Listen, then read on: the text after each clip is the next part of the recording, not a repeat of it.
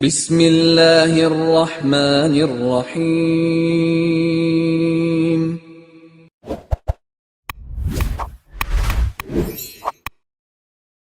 السلام علیکم ورحمۃ اللہ وبرکاتہ۔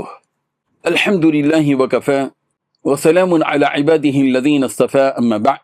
حاضرین و ناظرین، یہ درس حدیث نمبر 399 ہے اور آج کا عنوان ہے دوران جنگ زرہ کا استعمال توکل کے منافی نہیں۔ روایت سماعت فرمائیے، ترجمے کی بات تشریح ہوگی۔ بسم اللہ الرحمن الرحیم۔ عن السائب بن یزید رضی اللہ عنہ ان رسول اللہ صلی اللہ علیہ وسلم كان علیہ یوم احد درعان قد ظاہر بینہما، رواہ الترمذی۔ ترجمہ یوں ہے، حضرت سائب بن یزید رضی اللہ عنہ فرماتے ہیں کہ رسول اللہ صلی اللہ علیہ وسلم پر احد کے دن 2 زرہیں تھیں، دونوں کو اوپر نیچے پہن رکھا تھا۔ بزرگان محترم، یہ حدیث رسول رحمت صلی اللہ علیہ وسلم کے کامل توکل کے ساتھ اعلیٰ درجے کی تدبیر اور ذمہ داری کو واضح کرتی ہے۔ جنگ احد کے دن پیارے پیغمبر صلی اللہ علیہ وسلم کا 2 زرہیں یعنی اوپر اور نیچے پہننا اس بات کی روشن دلیل ہے کہ آپ علیہ السلام نے خطرات کے مواقع پر مکمل احتیاط اور حفاظت کے جائز اسباب اختیار فرمائے۔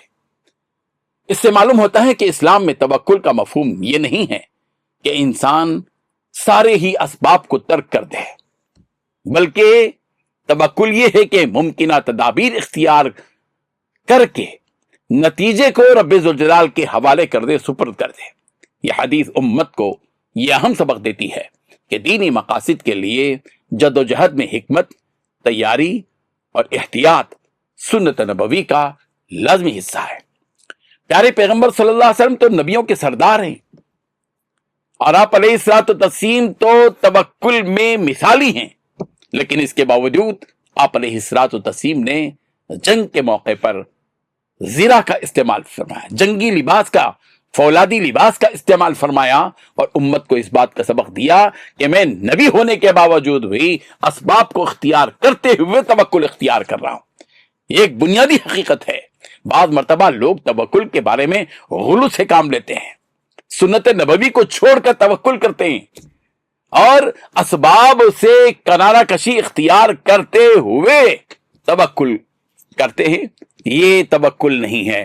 توکل یہ ہے کہ اسباب کو اختیار کیا جائے اور مسبب الاسباب پر نگاہ رکھی جائے، اس پر یقین رکھا جائے، یہی اصل توکل ہے۔ اللہ تعالی ہم سب کو عمل کی توفیق عطا فرمائے، آمین۔ وآخر دعوانا ان الحمد للہ رب العالمین۔